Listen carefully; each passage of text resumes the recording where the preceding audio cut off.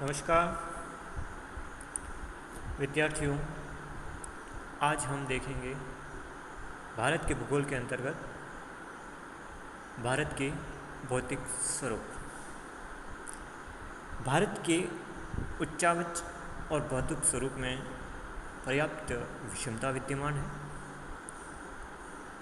भारत की भू आकारिकी में काफ़ी विविधताएं हैं। देश के कुल क्षेत्रफल की बात की जाए तो लगभग 43% भाग पर मैदानी क्षेत्र फैला हुआ है। लगभग 29.3% भाग पर पर्वत और पहाड़ियाँ फैली हुई हैं तथा शेष बचे हुए भाग 27.7% भाग पर पठार फैला हुआ है। तो इस तरह देखा जाए तो भारत के अंदर विभिन्न प्रकार के भौतिक स्वरूप विद्यमान है। इन भौतिक स्वरूपों को हम आगे देखेंगे कि भारत में विविध उच्चावच लक्षणों के आधार पर कितने भौतिक विभाग पाए जाते हैं, भौतिक स्वरूप पाए जाते हैं। तो आगे हम देखेंगे भारत के अलग अलग भौतिक स्वरूप।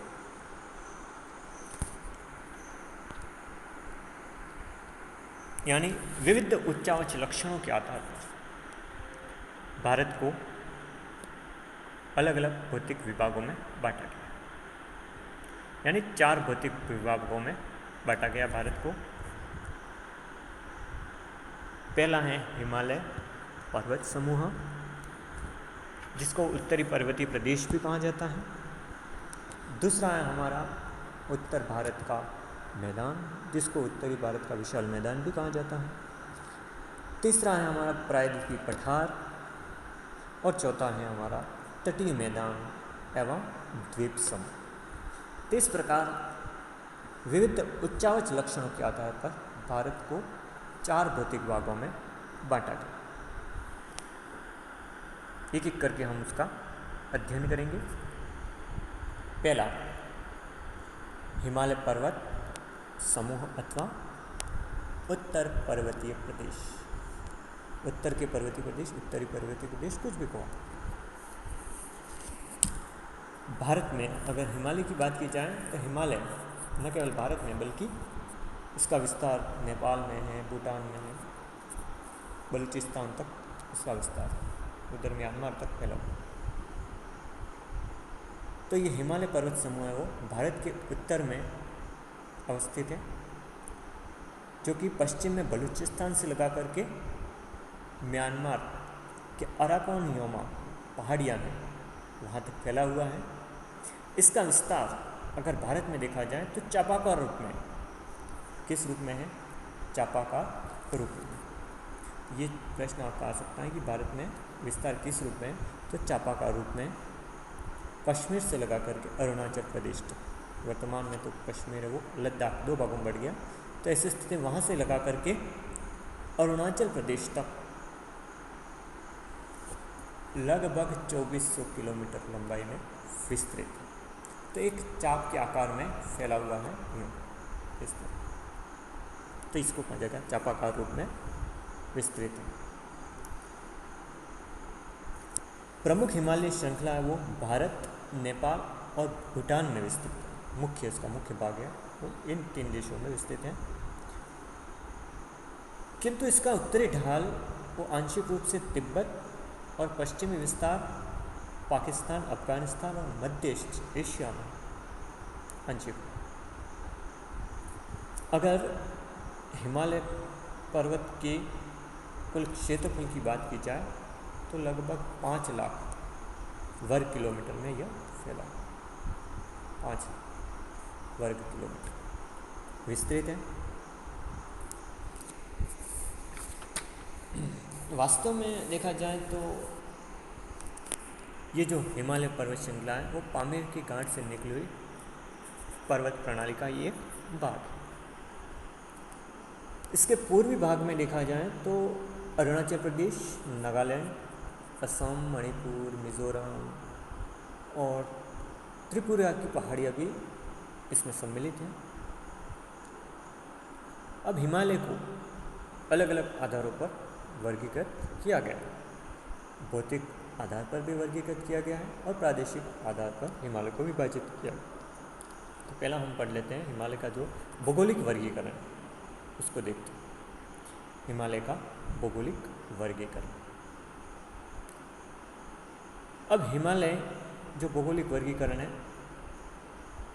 वो भारत में जो अवस्थित है, कहाँ से कहाँ तक, पूर्व से पश्चिम जो अवस्थिति है भारत में, उस अवस्थिति में उत्तर से दक्षिण की ओर, यानी हिमालय पूर्व से पश्चिम में फैला हुआ है।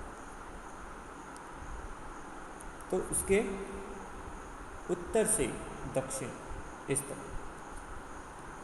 इस तरफ का विस्तार देखना है तो उसके समानांतर 4 पर्वत श्रेणियाँ स्थित हैं। कितने पर्वत श्रेणियाँ? 4 पर्वत श्रेणियाँ। कौन कौन सी? पहली है शिवालिक हिमालय, दूसरी है लघु हिमालय, तीसरी है वृहद हिमालय और चौथी है ट्रांस हिमालय। तो एक एक करके इसका अध्ययन करेंगे हम। पहली का अध्ययन कर रहे हैं अपन शिवालिक हिमालय। ये 4 श्रेणियाँ हैं। ये हिमालय का भौगोलिक वर्गीकरण। शिवालिक हिमालय का विस्तार अगर देखा जाए तो सिंधु नदी घाटी से लगा करके ब्रह्मपुत्र तक, यानी यहाँ सिंधु है भारत के उत्तर में, वहाँ से लगा करके उधर ब्रह्मपुत्र नदी तक 2400 किलोमीटर में विस्तृत। कितने किलोमीटर में? 2400 किलोमीटर। अब इस शिवालिक हिमालय के अंतर्गत कुछ विस्तृत समतल घाटियाँ भी पाई जाती है, जिनको पूर्व में द्वार कहा जाता है और पश्चिम में दून कहा जाता है। ठीक है, जैसे देहरादून है, पाटलिदून आदि। इसी शिवालिक हिमालय को बाह्य हिमालय भी कहा जाता है और उप हिमालय भी कहा जाता है। तो इस तरह ये शिवालिक हिमालय हुआ हमारा पहला भाग। दूसरा भाग है लघु हिमालय। इस हिमालय को, लघु हिमालय को मध्य हिमालय भी कहा जाता है और हिमाचल हिमालय भी कहा जाता है। इसकी कश्मीर में फैली हुई पेर पंजाल और हिमाचल में धौलाधर श्रेणियाँ बहुत ही प्रसिद्ध हैं। अब इस हिमालय के यहाँ पर ढालों पर लघु घास के स्थल मिलते हैं, जिन्हें अलग अलग क्षेत्र में अलग अलग नाम दिया जाता है। जैसे कश्मीर में मर्ग कहा जाता है और उत्तर प्रदेश में बुग्याल और पयार, ये शब्द हैं इनके लिए, लघु घास के मैदानों को, जो छोटे छोटे घास स्थल हैं, उन स्थल भाग को कहा जाता है, अलग अलग नामों से पुकारा जाता है। यहीं पर जो लघु हिमालय है, शिमला, जो कि हिमाचल प्रदेश की राजधानी भी है, 2205 मीटर ऊंचाई पर स्थित, ये धौलाधर पर्वत श्रेणी में ही स्थित है। लघु हिमालय में स्थित धौलाधर पर्वत श्रेणी पर स्थित। यहीं पर पेर पंजाल और बनिहाल दर्रे भी स्थित हैं। तो इस तरह ये लघु हिमालय का वर्णन है। तीसरा भाग है हमारा वृहद हिमालय। इसके नाम से स्पष्ट है, वृहद मीन्स बड़ा बड़ा। इसको आंतरिक हिमालय भी कहा जाता है, बहिर्गिरी भी कहा जाता है और हिमाद्री हिमालय भी कहा जाता है। कई नाम वृहद हिमालय। ये मुख्य हिमालय कहने का मतलब। यह हिमालय है वो, यहाँ पर देखा जाए तो सबसे ऊंची चोटी है यहाँ पर, और यहाँ उत्तरी पर्वत श्रेणी है। विस्तार की बात की जाए तो पूर्व से पश्चिम में ब्रह्मपुत्र से लगा करके सिंधु तक चापाका रूप में फैली हुई है। यहाँ की औसत ऊंचाई वृहद हिमालय की 6000 मीटर है। औसत ऊंचाई की बात की जा रही है। जबकि कई चोटियाँ 8,000 मीटर से भी ऊंची है, 8,000 मीटर से भी ज़्यादा ऊंची है कहने का मतलब। जैसे माउंट एवरेस्ट विश्व की सर्वाधिक ऊंची चोटी है जो 8,848 मीटर ऊंची है, यहीं पर स्थित है।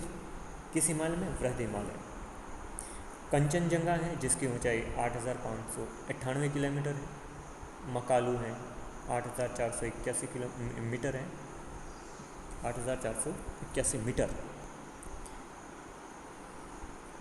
धौलागिरी है, मनासलू है, चौआयु है, नंगा पर्वत है, अन्नपूर्णा है, ये सब की ऊंचाई 8,000 मीटर से अधिक है। इनकी ऊंचाई अधिक होने से यहाँ पर सदैव हिमाच्छादन रहता है, यानी हिमाच्छादित चोटियाँ, क्योंकि इनकी ऊंचाई अधिक है। वृहद हिमालय में जो दर्रे मिलते हैं वो भी लगभग वर्ष भर हिमावृत रहते हैं। इन दर्रों में मुख्यतः देखा जाए तो गुर्जिला दर्रा, जोजिला दर्रा जो कि जम्मू कश्मीर में, बारालाचा और शिवकला दर्रा है हिमाचल प्रदेश में स्थित, थागाला, नीति और लिपुलेख जो दर्रे हैं उत्तराखंड में स्थित है, नाथुला, झेलेपला जो कि सिक्किम में स्थित है। तो ये सब दर्रे हैं कहाँ पर स्थित हैं? वृहद हिमालय। किस हिमालय भाग में? वृहद हिमालय भाग।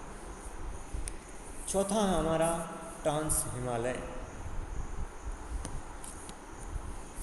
अब ट्रांस हिमालय में काराकोरम और लद्दाख श्रेणियों को शामिल किया जाता है। ट्रांस हिमालय के अंतर्गत लद्दाख और काराकोरम की श्रेणियों को शामिल किया जाता है।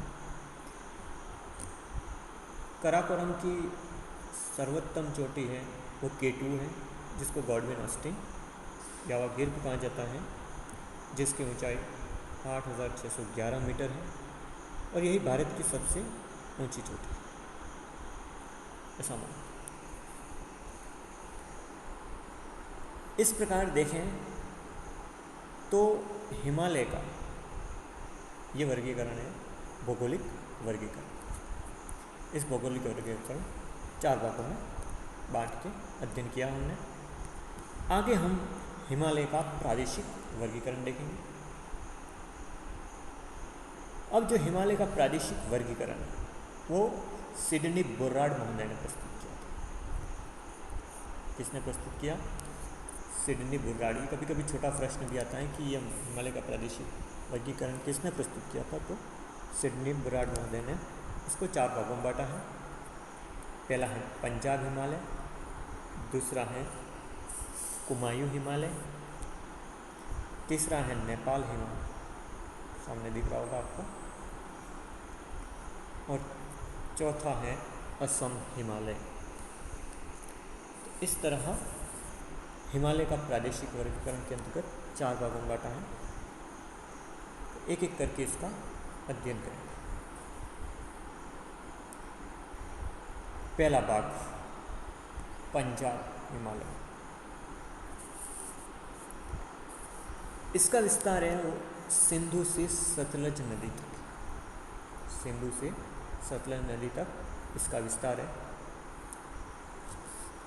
मुख्य रूप से ये कश्मीर में और हिमाचल प्रदेश में इसका विस्तार है। तो सिंधु और सतलज नदियों के मध्य का जो हिमालय उसको कहा जाएगा पंजाब हिमालय। दूसरा है हमारा कुमायूं हिमालय।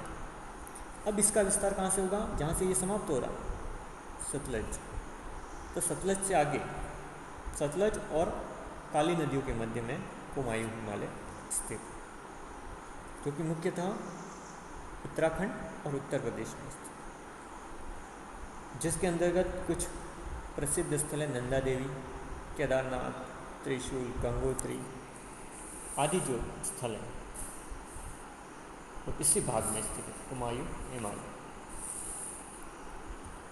और तो और बात, गंगा और यमुना नदी उनका उद्गम स्थल जो कि क्रमशः देखा जाए तो गंगोत्री और यमुनोत्री, तो ये गंगोत्री और यमुनोत्री हिमनद भी यहीं पर स्थित हैं। यहाँ पर उत्तराखंड की प्रसिद्ध नैनीताल झील भी स्थित है। तो इस तरह देखा जाए कि कुमाऊं हिमालय एक महत्वपूर्ण स्थल है।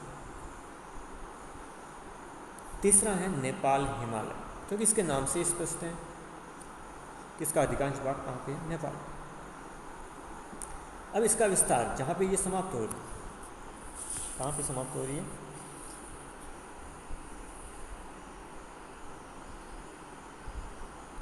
काली नदी पर। तो ये जहाँ पे कुमाऊं हिमालय समाप्त हो रहा था वहाँ से इसकी शुरुआत हो रही है। काली नदी से इसका विस्तार है, काली नदी से लगाकर तीस्ता नदी तक।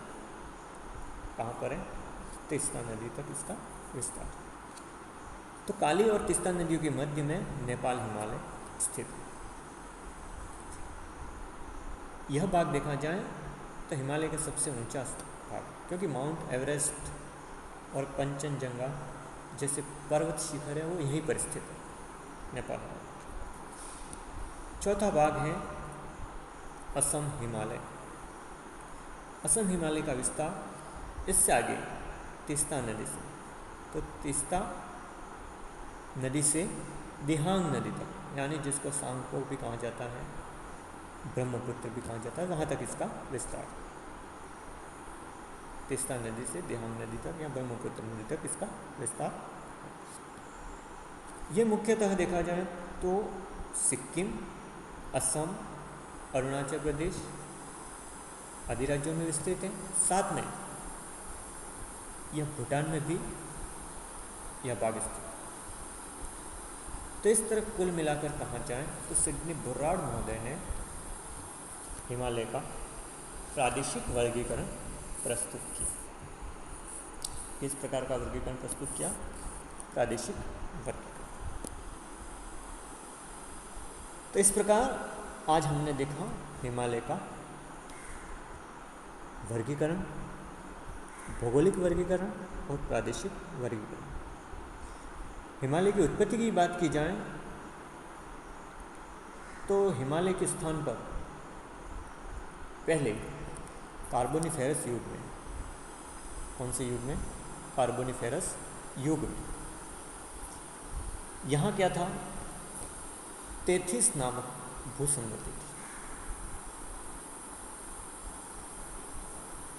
तेथिस नामक भूसंगति कहाँ पर थी, हिमालय जहाँ पे वर्तमान में हिमालय स्थित है वहाँ पर तेथिस नामक भूसंगति। साधारण शब्दों को कहते हैं जाए तो तेथिस नामक सागर था। इस सागर के उत्तर में अंगारा लैंड था और दक्षिण में गोंडवाना लैंड। ठीक है, उत्तर में अंगारा लैंड और दक्षिण में गोंडवाना लैंड भूभाग स्थित थे, जो भूखंड थे। धीरे धीरे क्या हुआ, कालांतर में इस भू अभिनति में तल छटों का जमाव होता गया, उसका निक्षेपण होता गया और इसके पश्चात गोंडवाना लैंड के उत्तर में खिसकने के कारण तेथिस सागर में से जो अवसाद थे वो ऊपर उठने लगे। जो तेथिस नामक सागर था उसके अवसाद है वो धीरे धीरे क्या होते रहे, ऊपर उठने लगे। और इस तरह संपीड़न के द्वारा हिमालय की उत्पत्ति हुई। क्या हुई, हिमालय की उत्पत्ति। वर्तमान में भी भूवैज्ञानिकों का मानना है कि हिमालय ऊपर उठ रहा है, धीरे धीरे धीरे हिमालय ऊपर उठ रहा है। इसकी ऊपर उठने की गति बहुत कम है, जैसे 7.5 सेंटीमीटर से 10 सेंटीमीटर प्रति वर्ष हिमालय क्या हो रहा है, ऊपर की ओर उठ रहा है। तो इस तरह ये हिमालय की उत्पत्ति हुई। कुछ विद्वान प्लेट विवर्तनिकी के माध्यम से भी हिमालय की उत्पत्ति बताते हैं। प्लेट विवर्तनिकी के अनुसार देखा जाए तो हिमालय की उत्पत्ति भारतीय प्लेट के यूरेशियन प्लेट से टकराने के कारण हुई, इस तरह मानते हैं। तो दो प्लेटों के आपस में टकराने से हिमालय की उत्पत्ति हुई। इस तरह अलग अलग अवधारणा है जो हिमालय की उत्पत्ति को बताती है। अगला है हमारा कि इस हिमालय का महत्व क्या है। अब हिमालय है एक नवीन पर्वतमाला, तो ऐसी स्थिति में भारत के उत्तर में अवस्थित है, तो इसका महत्व भी पहला तो है भारत की जो जलवायु है, विशेष करके भारत के बारे में अध्ययन करेंगे। हिमालय के महत्व है कि भारत की जो जलवायु है उसका नियंत्रक है, क्योंकि ये हिमालय की स्थिति भारत के उत्तर में, तो ऐसी स्थिति में जब मानसूनी पवनें चलती है या मानसूनी वर्षा होती है तो इससे ये टकराती है, क्योंकि पर्वत की ऊंचाई होती है। तो ऐसी स्थिति में मानसून इससे टकराता है, टकराने से भारत में अधिक वर्षा होती है। अन्यथा क्या होता कि ये पवनें भारत के ऊपर से उठते हुए आगे चली जाती और भारत में वर्षा नहीं करती अगर ये पर्वतमाला नहीं होती उत्तर में। दूसरी चीज़ है कि यहाँ से जो उत्तरी भाग है हिमालय के उत्तर में, साइबेरिया से जो ठंडी पवनें चलती हैं वो भारत में प्रवेश होने से रोकती है, ठीक है, क्योंकि ये हिमालय की ऊंचाई अधिक है। तो ऐसी स्थिति में ये जलवायु का नियंत्रक है। दूसरा है कि हिमालय है वो नदियों का उद्गम स्थल। भारत के उत्तर में जितनी भी बड़ी बड़ी नदियाँ हैं उसका उद्गम स्थल है हिमालय ही है। जैसे गंगा नदी का गंगोत्री हिमनद से उद्गम है, वो भी हिमालय में स्थित है। यमुना नदी का यमुनोत्री हिमनद है। तो इस तरह देखा जाए तो भारत की जो अधिकांश नदियाँ हैं उत्तर भारत की, उनका उद्गम स्थल हिमालय है।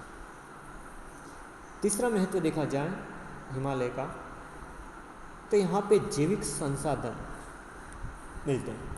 कौन से संसाधन? जैविक, जैसे प्राणी और वनस्पति जात की भिन्नताएं, अलग अलग प्राणी मिलते हैं और अलग अलग वनस्पति यहाँ पे मिलती हैं। इस तरह हिमालय का महत्व अधिक है खनिज का, क्योंकि ये नवीन पर्वतमाला, तो ऐसी स्थिति में खनिजों का अभाव है। तो इस तरह देखा जाए तो हिमालय का हमारे लिए बहुत अधिक महत्व है। आगे अगले वीडियो में हम देखेंगे हिमालय पर्वत तो पढ़ लिया, उसका भारत के भौतिक स्वरूपों में दूसरा भाग है उत्तरी भारत का विशाल मैदान, उत्तर के विशाल मैदान, उसका अध्ययन किया जाए। थैंक यू, धन्यवाद।